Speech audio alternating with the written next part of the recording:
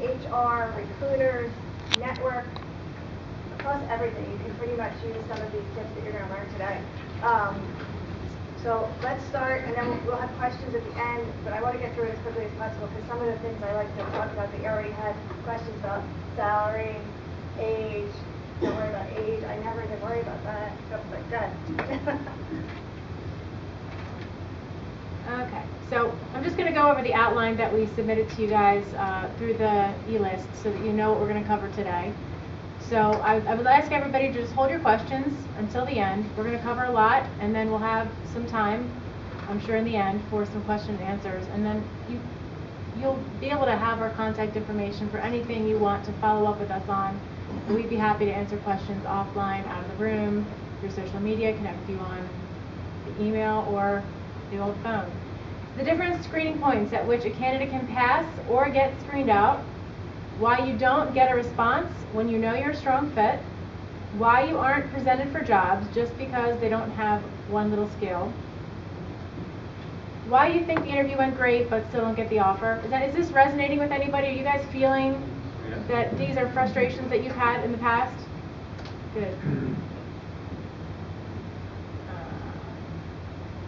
At what point it's safe to stop searching activities, that's job searching activities, how to make it easier for recruiters to represent you so that you get more interviews. Who wants more interviews? I didn't see everybody's hand. That's great.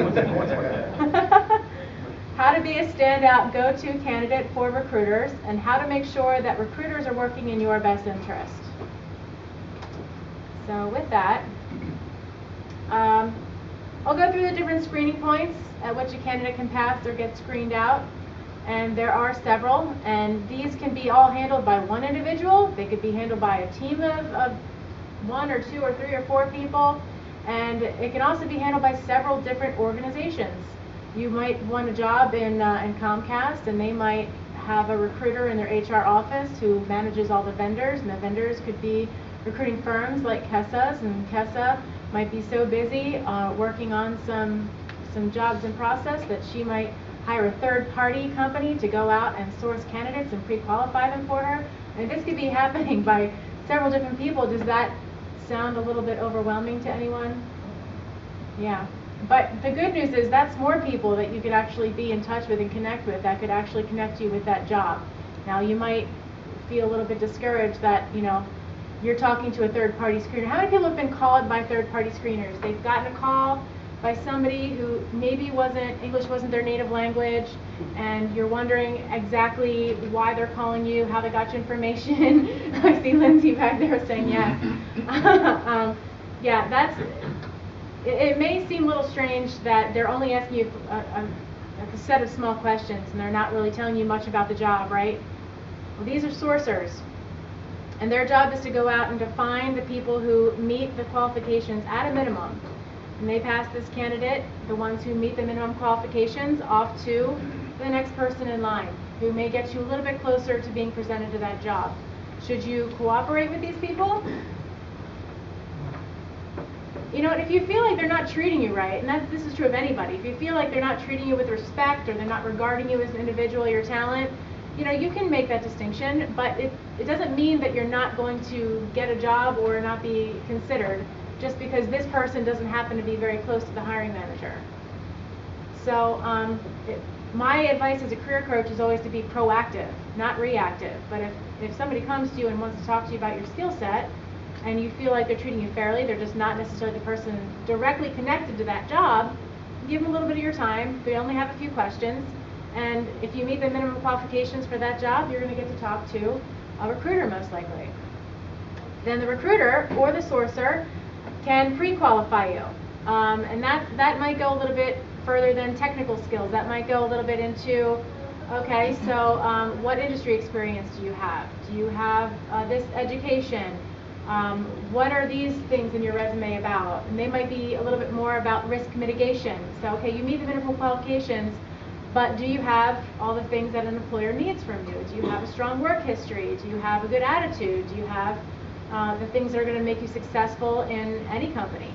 And then there's the phone or in-person And that can also be both. You can have a phone screen and then do an in-person interview. Now you're getting a little bit closer to the time when you should consider this opportunity actually viable, and potentially this is the point where some people start to get excited about a job. They get a little more details about the job. If they feel like it's a strong fit, they might stop searching. We'll talk about that later, why that's not a wise choice. But so they're going to be a little bit more in depth, and then when they actually interview, that's when they really want to dig down. They want to ask you specific things. There's a ton of different ways and methodologies that somebody could interview you. They could talk about, like, there's a behavioral interview, there's an attitudinal interview, there's just, you know, somebody who might not have an actual methodology just go through your resume and say bang, bang, bang, bang.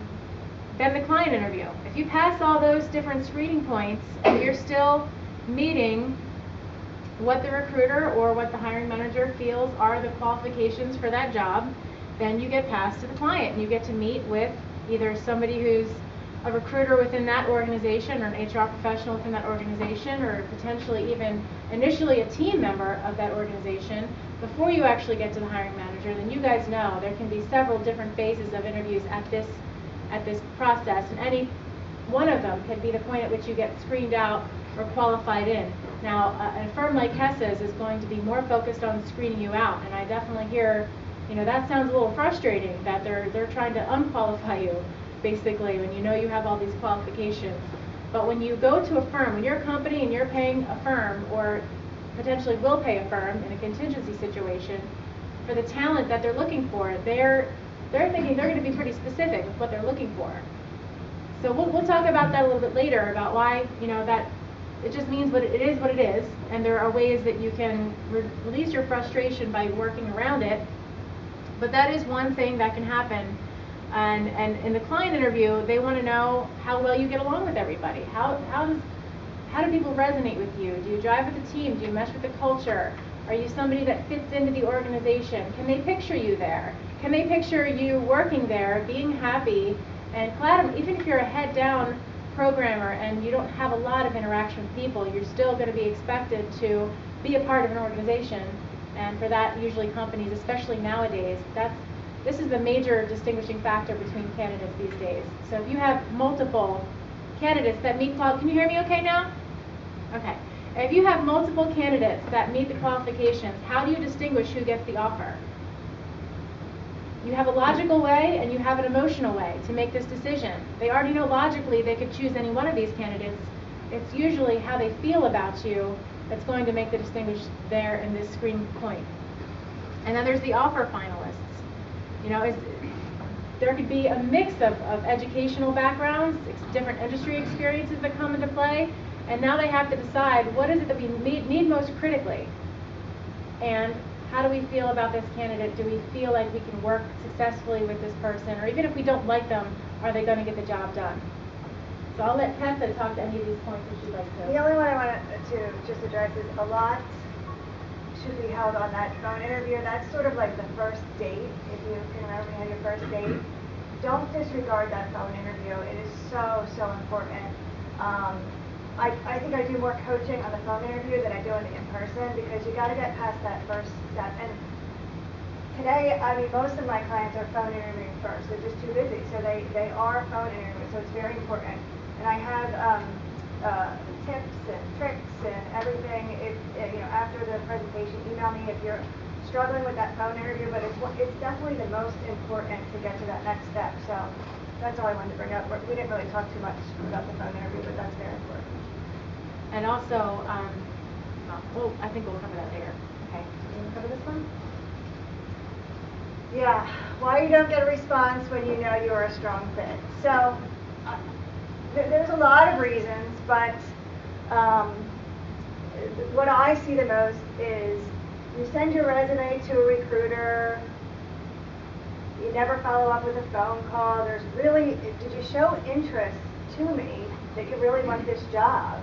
And so many of, I call it HR heaven, we send our resume and we never hear from you. And there's no interest that I even think you're interested in my position. So even though you think you're a fit, you have to show the interest to me, and so I can show that interest to my client. And there's so much more when I speak to you versus what's on that resume. I learned so much more about you, and so that makes you the stronger fit, really, if after I speak to you and we're interacting, and just like some of you are having trouble with networking, it's all about that speaking and back and forth and communication. So, and this is my point, that we do spend most of our day screening out candidates, unfortunately, in my world, not obviously in Karen's world, but we are really narrowing it down to 1 to 3 candidates per job. So some of your frustration might be that you feel like you're the best fit for this position as it relates to the job description, but quite honestly, we're finding that exact skill set on every resume, and then we're presenting the top 1 to 3 candidates. And that's the client determining that, not us as recruiters. But our client says, you know, that's why they're paying us. They're paying us to only give them the 3 best candidates. So screening out is kind of what I do on a day-to-day basis. So did you apply for oh, that was your point, but I can go now. yeah. Go Go ahead. So then there's also the fact that if it's as easy as pushing a button to apply for a job, you can probably expect the same type of response back. You know, it's very easy for a company to just automate, we got your resume, thanks for your interest, and leave it there. And if that's where you leave it, that's pretty much what you can expect to get back to you. If you went through a recruiter and you don't get a response when you know you're a strong fit, like she was saying, call the recruiter. I have a blog, I talked all about, do recruiters want you to call or not? Some will, if the job description says no calls, please, that doesn't mean that you can't use your network to get an introduction, and that's really the ideal, is to have somebody recommend you for that job. It just means that they don't want you to call the switchboard, call their HR offices. You might not be a welcomed call in that situation. But how many people have seen that on a job description? A few. It's not actually very frequent that you see that, though, is it? No calls, please. So use that opportunity. It actually will distinguish you quite a bit when they can